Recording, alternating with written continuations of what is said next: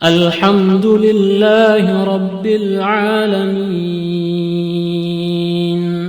Ustadz, bagaimana dalil tentang anjuran mengakhirkan sholat isya? Anjuran mengakhirkan sholat isya. Ingat, sholat semua 5 waktu itu ada waktunya. Sholat maghrib dari mulai terbenam matahari sampai hilangnya hilangnya ufuk merah di atas. Kalau sudah hilang itu sudah masuk sholat isya. Isya mulai saat itu sampai tengah malam. Sampai tengah malam ila muntasofil lail. Kemudian subuh ketika terbit fajar sampai terbit matahari, itu subuh.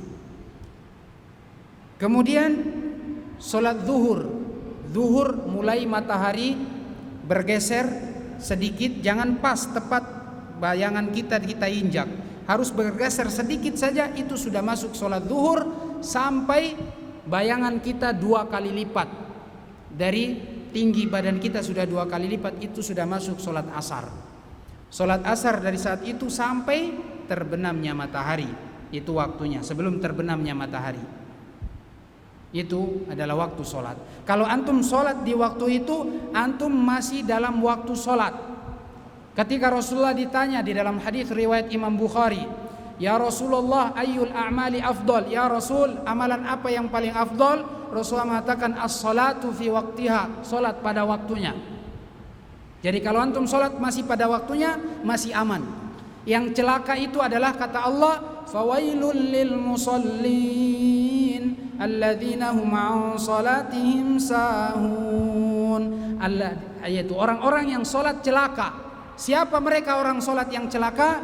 Yaitu mereka sholat tapi di luar waktunya. Jadi jangan antum bilang celaka orang-orang yang sholat, akhirnya orang gak jadi sholat. Padahal yang celaka itu orang yang sholat di luar waktunya, dia sengaja sholat di luar waktu. Nah, ini baru celaka. Kalau antum sholat masih pada waktunya, masih nggak ada masalah. Kemudian tentang pertanyaan ini, dalil tentang mengakhirkan sholat isya. Sunnahnya, jadi kadang-kadang kita boleh mengakhirkan sholat isya, bahkan afdol, lebih afdol daripada kita sholat dia di awalnya. Itu untuk sholat isya saja, ya. Jangan antum pakai sholat asar, sholat subuh, ya, atau sholat zuhur misalnya, sholat isya. Kenapa lebih afdol? Karena lebih malam lebih tenang, lebih khusyuk kita kepada Allah Subhanahu wa ta'ala.